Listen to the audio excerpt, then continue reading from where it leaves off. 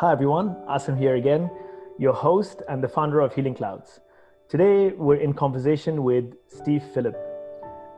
He's a suicide prevention advocate and the head of mission at Champion Health. Their aim is to save lives through a world-leading digital platform, delivering employee personal health assessments and bespoke action plans, company reports, and mental health training programs. Steve has helped some of the world's largest companies, as well as smaller businesses, to attract and secure more of the right clients through LinkedIn and other social selling approaches for over 10 years. His articles, blogs, and posts on the topic of suicide and mental health have been read by audiences around the globe on LinkedIn and other social media channels, and on websites such as Ariana Huffington's thriveglobal.com. Ariana herself contacted Steve personally to contribute. Steve, thank you so much for being with us. Thank you, Asim. Good to be with you. Pleasure having you today. So Steve, before I get into my questions, could you give us a little bit of your own personal story? And especially, perhaps maybe it's a little bit hard for you to talk about it, but I mean, it's really brave as well, because I've seen a lot of posts on LinkedIn and other social media channels about your personal story. So if you'd like to share a little bit with our audience, and then I can carry on with my questions.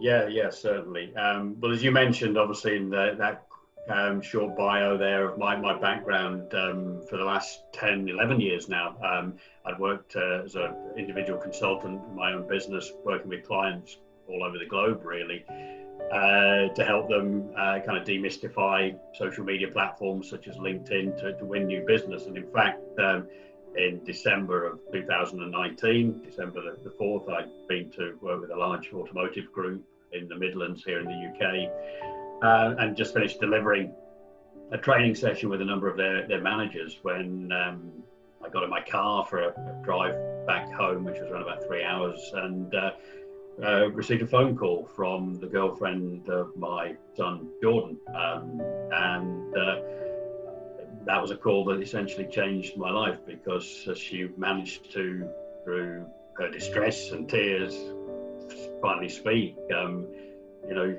All I heard were the words saying, "Look, Steve, I'm really sorry. It's Jordan. He's killed himself."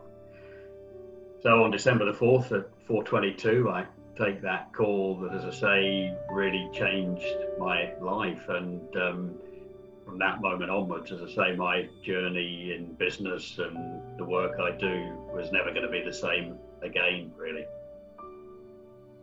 Yeah, I mean, just hearing that was extremely heavy for me. So I can only imagine, what must have gone through your mind, especially at that time when you received the phone call.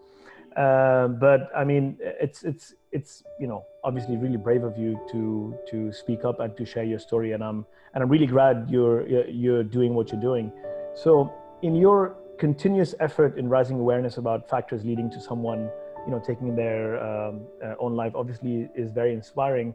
But what are some of in your own words, practical actions to make our communities and our workplaces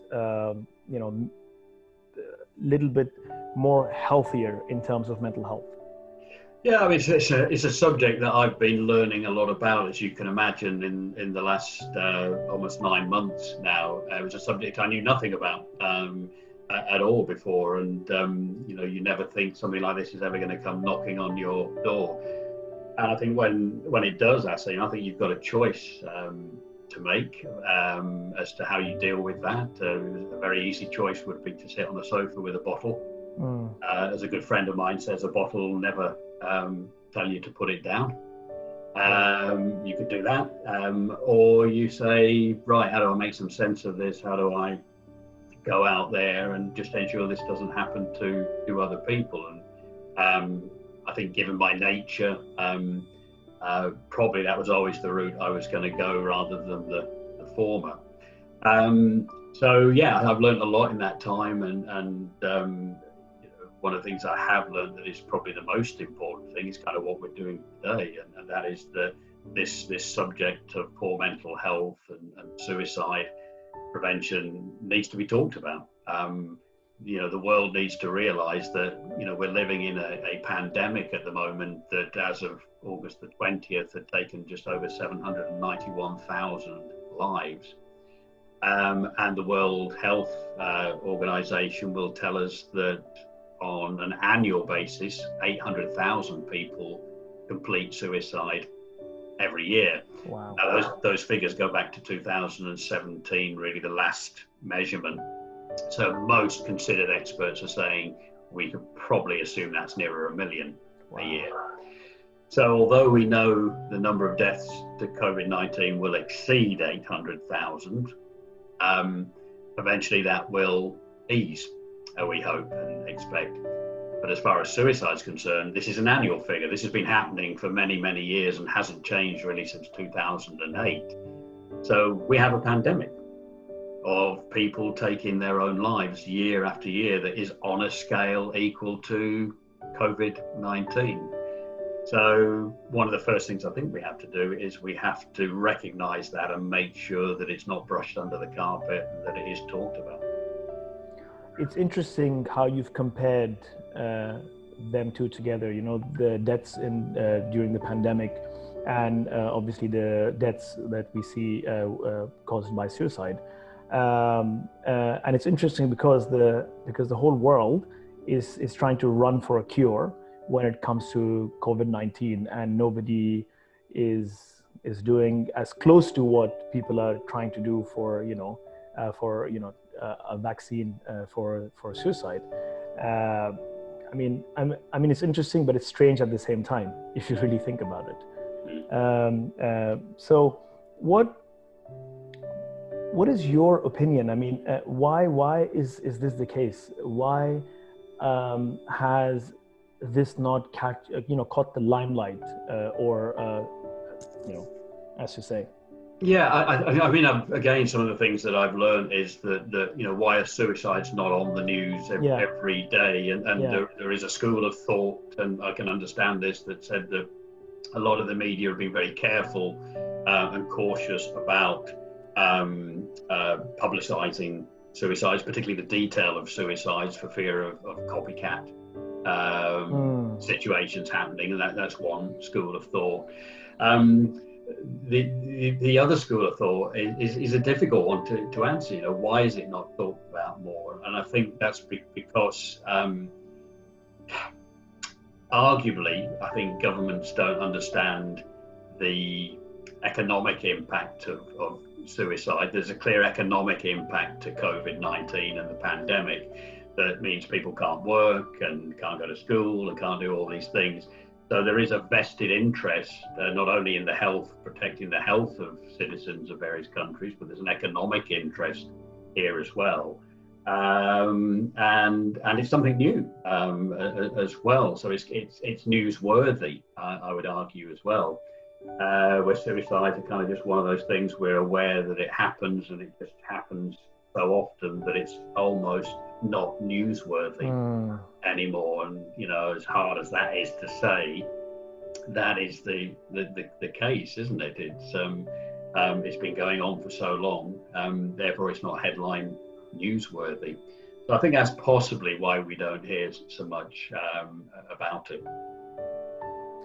And in regards to workplace and mental health, how do you think businesses can approach employee mental health and mental well-being while ensuring a healthy and open disclosure about mental illnesses? How do you think they can do that?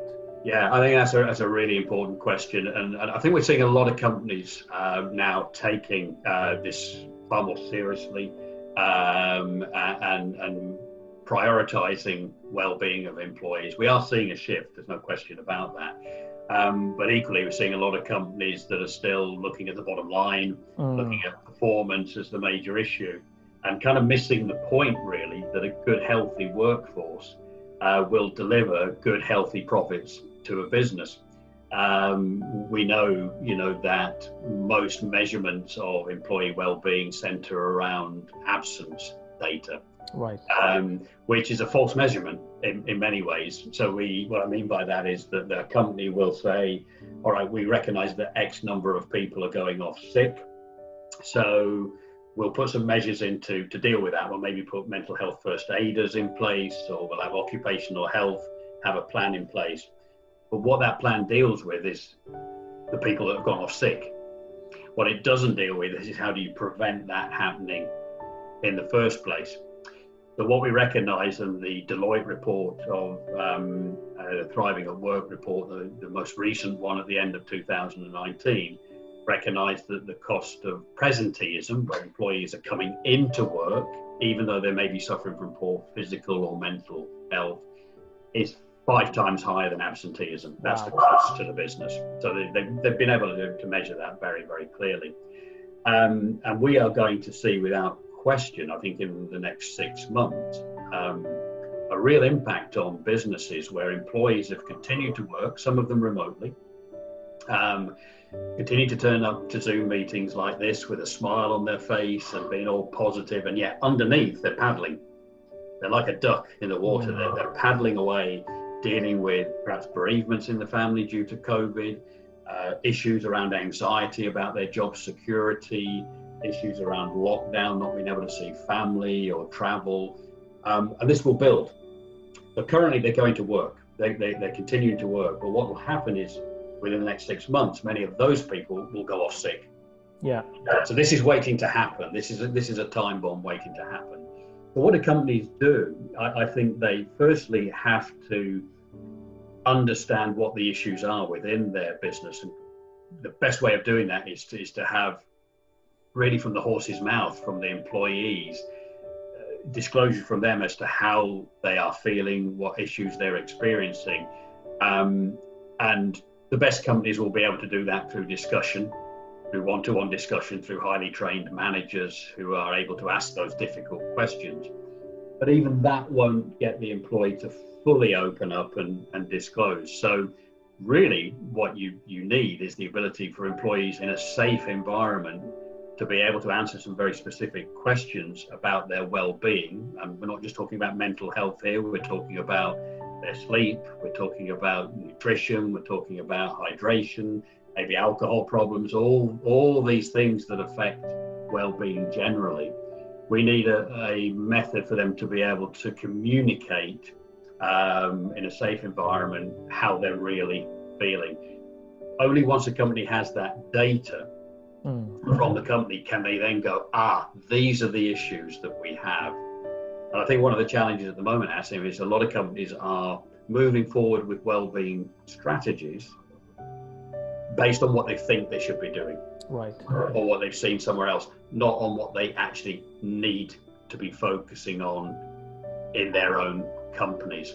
So I think 2 things: they need better data from their own employees, and then they need to be able to implement a well-being strategy to deal with those issues that have been highlighted.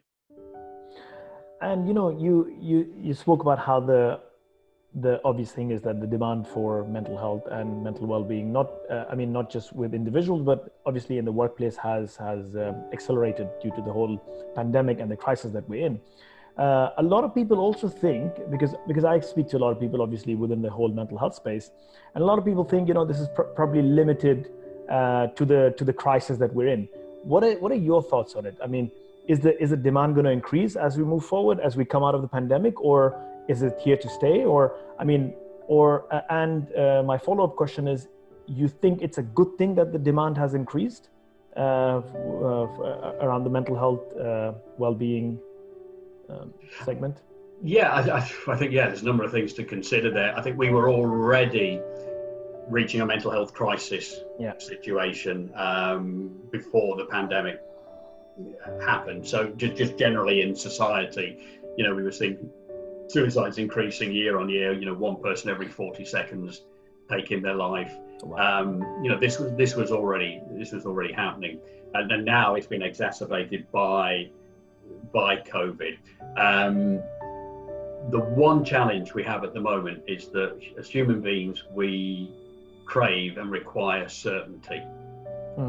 And what we don't have at the moment is certainty. I was talking to a client just the other day, and all their employees have been working remotely, but they decided to open up their offices to allow people to come in from a welfare point of view. Just to say, look, if you want to come in and talk to a manager or see some other people, they recognise there's a need for people not to be completely isolated all the time. But they were saying that their employees are suffering huge amounts of anxiety at the moment because of the conflicting messages from government. They're encouraging now people to go back to work. What does that mean? We have to go back to work? And if I say to my employer, I don't feel comfortable that you have the measures in place, well, I lose my job. So you've got all these things happening at the moment. So there's a huge amount of anxiety and confusion out there. So there's no certainty. So to answer your kind of follow-up question, will this continue? It will absolutely continue until there's certainty out there. Without question, until we have some certainty, the levels of anxiety leading to depression are going to increase. And unfortunately, that means, that's going to increase suicides. I got back from holiday this week. And on the first morning back, by 8:45 in the morning, I'd had 3 conversations with people that I know who had people close to them who'd taken their lives. Oh my God. Yeah, that's by 8:45 in the morning. Oh my God. This wasn't something in the news. These were people I knew. We have a real issue out there. Wow. And these are just the people you do within your proximity. So we can only imagine, how many people around the globe or are if not going through with it, how many more are thinking about it currently? Well, that's really interesting, because one of the companies you mentioned I work for, Champion Health, we basically provide that data that I talked about earlier on through highly engaged employee assessments and then company reports. And I think one of the things that shocked me when I first met the founder, Harry Bliss, and he showed me the work they were doing and said on average what we're getting from companies is that 11% of their employees are contemplating or having suicidal thoughts. Wow. And that's the average that we're seeing. Wow. So some are higher than that. And this is a very specific question asked in that assessment about suicidal thoughts. So it's not some vague data we pulled in. The question is asked specifically: have you considered taking your own life? And for me, what's even scarier is a lot of people will probably not answer yes to that question, just because they're scared. Maybe, I don't know, maybe this data is going to be shared by somebody else, or they just don't want to speak up. So perhaps that number is a lot more than the 11%. That is scarier. Yeah, it's a really interesting point because again, what can companies do? The Champion Health process, we've made it very clear to employees and to companies about the anonymity of the information that's produced. And one of the reasons or the outcomes of that has been a very high engagement level. On average, we'll see 70% of employees within a company completing a full assessment. Some of the smaller SME businesses have been as high as 90%. Because we absolutely make sure it's a safe environment and the reassurances are there that no one will know who's answered the questions. So we know the data is pretty accurate because we're getting very high levels of engagement. I'm glad you brought that up, because especially when it comes to mental health, I think the whole aspect of keeping things private is so much more important, when you consider personal health information. Yeah. So absolutely. Speaking up and normalizing dialogue around mental illness is crucial, and obviously your work around that subject is very important as well. What can we do as individuals in our day-to-day lives, to support the cause? Yeah, I mean, there's 2 people involved in this equation, aren't there? There are the people themselves that are struggling with their own mental health, and of course there are the people in their family and friends and social circles there as well. And one of the things that I created fairly soon after Jordan's death was the Jordan Legacy, which at the time was a vision to provide a platform to signpost and help people, both families and individuals who are struggling with their mental health or who'd been impacted by suicide. As that organisation, which has now become a registered CIC, community interest company, is developing, we're clearly moving with a very clear focus towards overall suicide prevention as being the main goal here. What can we do as individuals? I look back to our own situation with Jordan, somebody who was diagnosed with clinical depression in 2015. By his own admission, had probably been struggling for at least 10 years prior to that. But as most people with mental health challenges would probably tell us, they keep this very much to themselves. Mm-hmm. They keep it very private. They don't want to impact the family or their friends. They don't want to be a burden. We hear that very, very often. Jordan had various episodes of depression. His port of call was typically to go to the doctors, be prescribed some antidepressants. But in terms of any talking therapy or anything, he had very little during that time. Only in 2015 when he undertook some cognitive behavioral therapy sessions. So we know there's a system issue out there where people, if Jordan did want some help and therapy, he will have been told undoubtedly you're probably going to have to wait at least 90 days or more. We know there are issues in the system. It's one of the things the Jordan legacy is working very hard on and will be working hard on to do. Okay. But as communities, we have to do more. That means as families, that means as friends, that means as businesses and communities. We have to work together more to prevent suicides from happening. And I have to be very clear, Asim, suicide is preventable. I am absolutely convinced the data is out there, the evidence is out there, the studies are out there.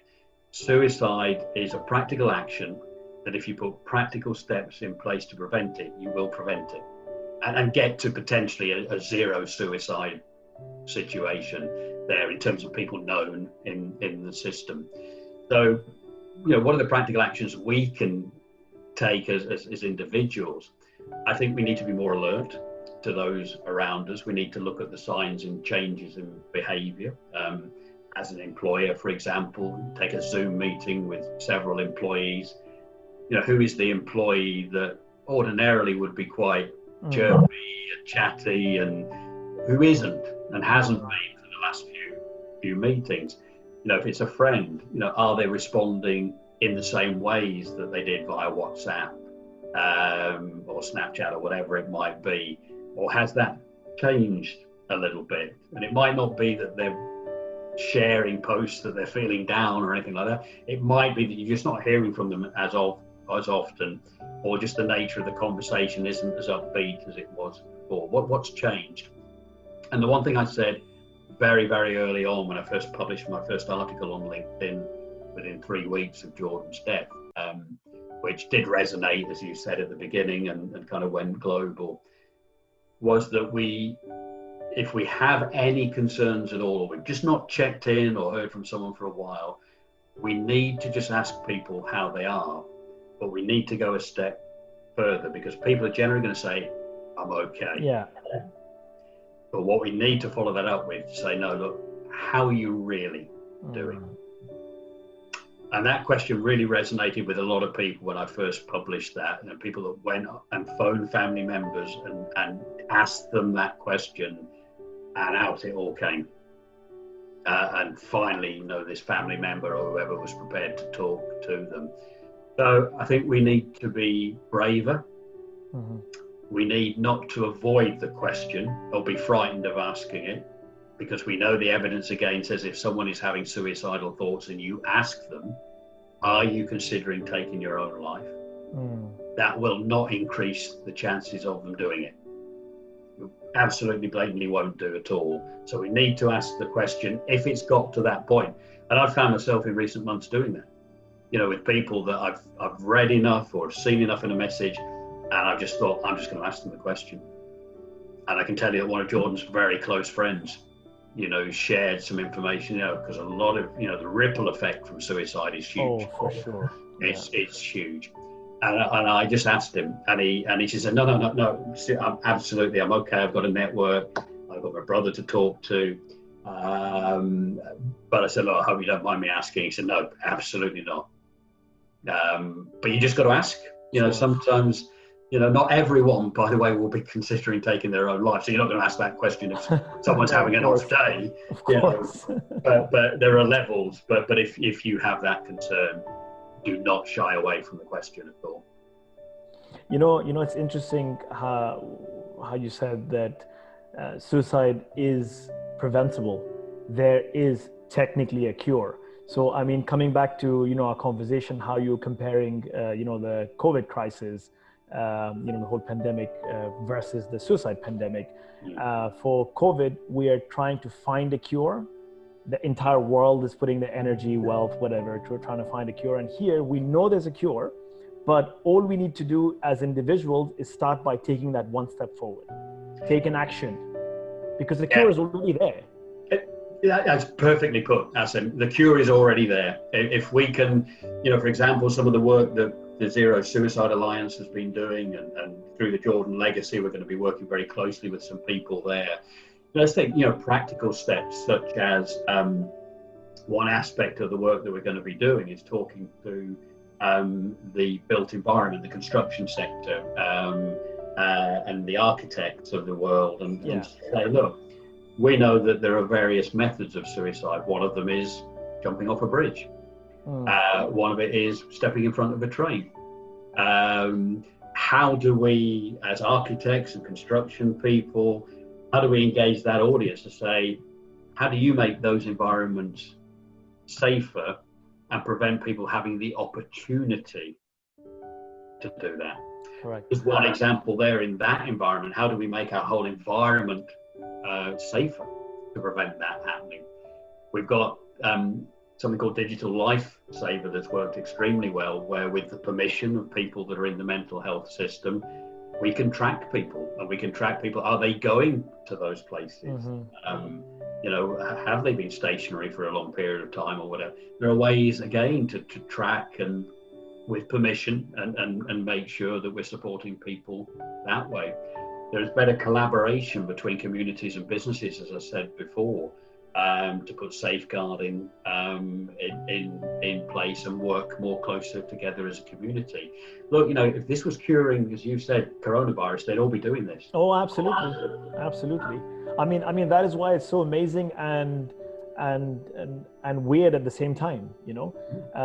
It is taking more lives, and there's a cure. And it's impacting not only people in the UK, but everybody around the world. Exactly similar, or probably even worse than coronavirus. But the action or the whole dialogue around this is not even close to what the whole limelight that the COVID has received. And I came back to my statement earlier about the government and the economics. The studies that have been done now that said that for each suicide that takes place in the UK, there is a cost to the economy, and that cost is £1.7 million. Wow. Per suicide. And I've had people say to me, well, how can it be that? Well, okay, well, let's just take this individual who is no longer contributing to society, to the tax system, correct, to all that. So you take that first of all. You then take, as another example, death by suicide. So if someone attempts to take their own life, and the first responders still are the police, by the way, and it's really interesting, isn't it, that the term that is still used is that they committed suicide. Now, Jordan's mother, my ex-wife, has been a senior mental health nurse for many years, and when I first started writing about this, he said, Steve, I've noticed you using the term committed suicide. He said, you do realise it's not illegal anymore, don't you? But in 1962, since that day, it's no longer been illegal. So we use the word committed suicide like it's an offence, and the first responders still are the police. So that's not changed. Wow. So the terminology that I use now is they completed suicide. But Steve, I mean, honestly, that just comes down to the education or awareness, because honestly speaking, before you said that, I would still say committed suicide, because that's what you've been hearing, all your life, and that's what you've been programmed with. But it's so interesting. But again, it just boils down to the education piece. I mean, because we're not, we're just not aware. We're not educated. Absolutely does. And coming back to the point I made, that if someone attempts to take their own life, 1 or 2 police officers will be called out. If someone completes suicide, several police officers, including scenes of crime, will come out, and then you've got the coroner. So you now multiply the cost of the police resources, and then you have the knock-on effect, the ripple effect to family members, friends who have to undergo therapy or can't work. So when you start magnifying the impact of a suicide, you can very quickly see where £1.7 million comes from. So look, we have an economic duty, not least the moral duty here, to prevent suicide and put actionable and preventable steps in place. Yeah, I mean, obviously our moral duty should come first, but like you rightly said, at least go with the economic duty. At least consider that, and then give this the attention that it requires. Yeah, and I know that sounds really crass, when we say that. And I remember when I first started working with Harry at Champion Health, I said, when you go out with health assessment and well-being strategies to companies, you do realize there'll be a financial director at that company who'll be saying, well, how much is this going to cost us then? And sadly, I have to say that whatever it is we're trying to cure and prevent, there will always be an economic element that somebody is controlling the purse strings on, that has to be dealt with. Sadly, that's the world. But there is, undoubtedly the moral case comes first. There is a legislative case for companies in terms of risk assessments of work, but it is also the economic case as well to be considered. I mean, there are just so many reasons. And the unfortunate thing is that we have the cure. I mean, it's just us taking that step. If it's companies or if it's individuals, it's just us taking that first step, and then we'll be pleasantly surprised that there's so many avenues out there which are offering help, from people to organizations to to companies like yourselves. It's just amazing. Could you tell us, what was your, because obviously so many people have perhaps been in your shoes. So how did you cope? What was your coping mechanism? And I'm sure you're still coping, and I'm guessing perhaps it's going to be a maybe a lifelong thing. But what would how did you do it, and what would be your advice? Because because you've not gone the other route of sitting with a bottle of alcohol, or because that could have easily been your case, so I had a really good friend of mine I've been speaking to this morning. He's just an incredible guy, but he said, look, I don't know how you've done it, if you'd have just put one foot in front of the other this year, that would have been enough. He said, you've kind of made a windmill out of a hurricane. And I thought, wow, that was a pretty amazing kind of analogy there. And when I look back at it, if I was to look back and go, well, how have I done it? I think it's interesting. Even I'm not sure at times. I think because you can't really prepare for something like this. You can't train your mind for something like this. It's just not possible. It just comes knocking on your door one day, and you suddenly punch between the eyes, and you either get up like Ali, or you stay down. And I think what has helped. I think I'm pretty clear on that. We had, and Jordan had around him, a phenomenal family. Even my ex-wife, Jordan's mother, gets on extremely well with my current wife, and Jordan's sister, Danielle, Jordan's girlfriend. He had a huge network of very close friends. He was very well thought of. They were there, this huge support network. And we all talked and we all shared very quickly. We set up a WhatsApp group for our very close family that we still talk every day. 9 months on, we're all in that group, the small group I mentioned before. We created a Facebook group very quickly with 90 friends and family members in there where we can share and we can talk. And so we very quickly, I think, put an infrastructure in place, which I think is really important, so that people were not feeling isolated. We made sure we kept in touch, and I think that must have helped enormously. That people thought, I'm just not here on my own with this. From my point of view, because I wrote that first article, which was my way of just getting it out of my head, everything that we were going through 3 weeks later, and then creating the group, and then knowing that I was probably the person who had to take care of all Jordan's affairs and the banks and everything else that was going on, I kind of just realized there was a responsibility that I had to all these various actions, if you like, and kind of when you have that responsibility, you can't let people down, and something has to be done. Certainly from my perspective, I couldn't sit there and have a pity party.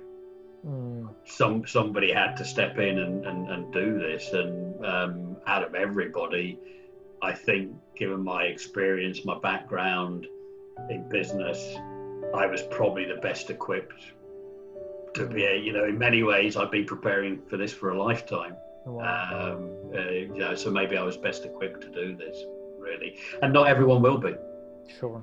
Not that advice I've just given will not work for everybody at all, because they're in completely different circumstances. Right. But then, I mean, obviously you've had to be strong not only for your, for yourself, but your entire family. I mean, you just spoke about, closing off Jordan's affairs. I mean that in itself. I mean, the bank account and everything else, and the constant reminder why you're doing that on behalf of your son. I can just imagine what would be going through your mind. But then, you were being strong for everybody. How did that impact your own mental health? And I mean, are you doing anything for your own self, for your own mental health? Because I know Yes. you're doing so much for so many other people, but. No, it's a great question. I mean, in the early days, obviously the trauma in the first few months, I was on sleeping tablets and everything else, and there's a lot of physical trauma that came out of me as well in those first few months that fortunately has eased a bit now. And people would continually ask that question, kind of, what are you doing for yourself? And am I over functioning here, or what's going on? It's interesting because I went to see the doctor early on, really at the request of the family. I kind of felt like I was doing okay, and I remember sitting there with the doctor, and he said, "Tell me what you're doing." And I told him, and I explained everything that I've been explaining to you, and I said, I've also arranged for a family retreat. We're all going away up to the Lake District in February to spend some time, and I've organised that. He said, "Well, you seem to be doing remarkably well." He said, "But look, have some sleeping tablets. You're struggling. You may need them. They'll help with the anxiety." And then finally, I decided to take some counselling sessions locally, again at the request of the family. And I thought, so I went along and had the first session, kind of explained everything that I was doing, and she said, "I think you're doing remarkably well." Wow. And I went along for the second session 2 weeks later, and she said, "Tell me what you're doing, what you're going through." And I kind of got 10 minutes into that, and I said, "I kind of don't know why I'm here." I said, "I'm getting up, I'm sleeping, I'm functioning, I'm not drinking copious amounts of alcohol, I'm not self-harming, I've no suicidal thoughts. I'm not sure what I'm going to get from this right now." And she said, "Okay, that's fine. But we're here if you need us." And I think in many ways, by focusing as I have done, Asim, and I've put this in a recent article as well that I just published 8 months on. There are days where what I'm doing almost seems like a completely separate project to what's happened. It almost separates the emotional side, even though I'm mentioning Jordan's name every minute of every day with like today. And sure, there are times, there are certain podcasts, I've not fully got through intact. And there are times, where I still have hit moments in every day. It happens. But by being able to focus in this way and do the positive things we've talked about, it's helped take some of the emotion out of it at times. So that's kind of helped. But I do realise something, and I'm hopefully self-aware enough to recognise that there may well come a time.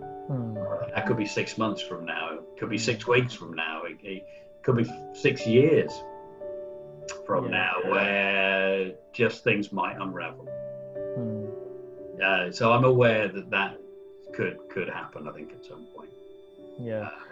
Well, I hope that doesn't happen for a very long time, perhaps it never happens, because honestly, I mean, thank you for being so positive, because I mean, you're not just being positive for yourself, your family, but also hopefully whoever is going to listen to this podcast, you're being positive for them as well, because you're doing so much on social media. I'm sure it's touching a lot of people. I mean, a lot of people are reaching out to you anyway, but a lot more people are not reaching out to you, but it's impacting them as well.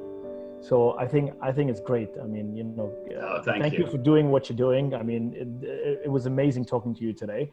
But before I let you go, could you please tell everybody listening, where can they find you, and especially the foundation that you've set up for Jordan, and how can people contribute and how can people help? Yeah, thank you, Asim. Yeah, absolutely. So the website is the usual WWs. Of course, it's thejordanlegacy.com, and Jordan is Jordan. So it's thejordanlegacy.com. We have a donation button on the website that everyone can see on mobile there. And in terms of the funds, obviously we're going to be directing those towards the work that the legacy will be doing.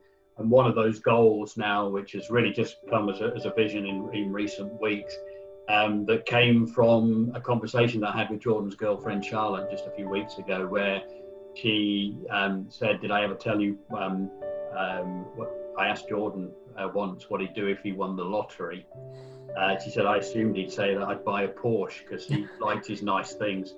And he said, "No, I'd build a retreat," he said, for people that are struggling with their mental health. He said, and it'd be in a nice woodland somewhere or whatever else. I said, "No, I had no idea." So a vision for us now that will become a reality is we will build that retreat. Oh, wow, that's amazing. And I've already been speaking to people in the construction and built environment sector who are willing to help with that. So that's, amongst other things, a clear vision for us in terms of fundraising. So yeah, come to the website. The website will provide all kinds of useful signposting for people experiencing all aspects of mental health challenges, from maybe personal abuse to bullying, to anxiety and stress and suicidal thoughts, the whole range of things.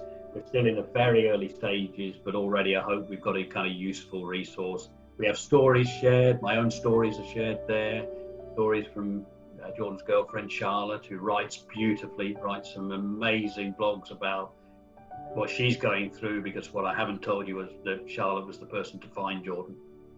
On that day, of course, she phoned me, and at 26 years old, what she had to go through that day is unthinkable, really.